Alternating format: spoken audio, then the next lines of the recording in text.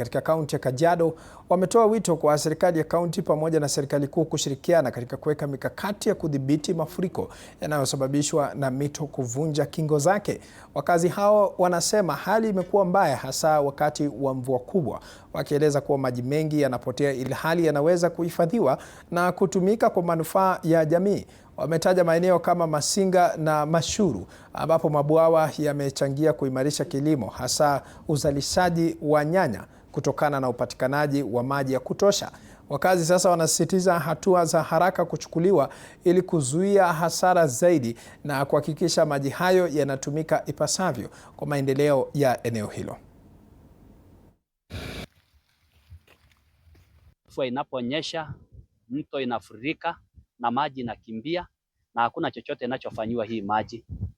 Na sisi kama resident wa Bisil tumeona kuna shida sana ya maji mahali hapa. Kama hii maji inatembea namna hii na hakuna kazi yote, na kazi ya ukulima haifanyiki, kazi ya kupanda miti haifanyiki.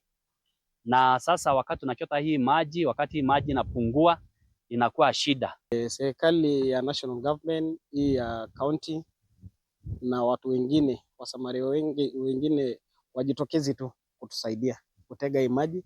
Tutaweza lima, tutaweza fanya mambo mengi kwa hii maji.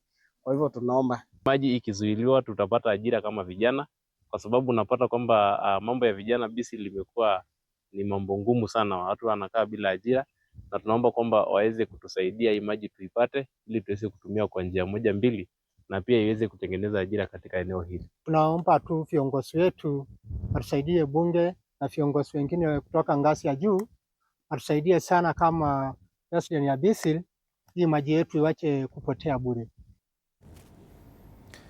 Naam,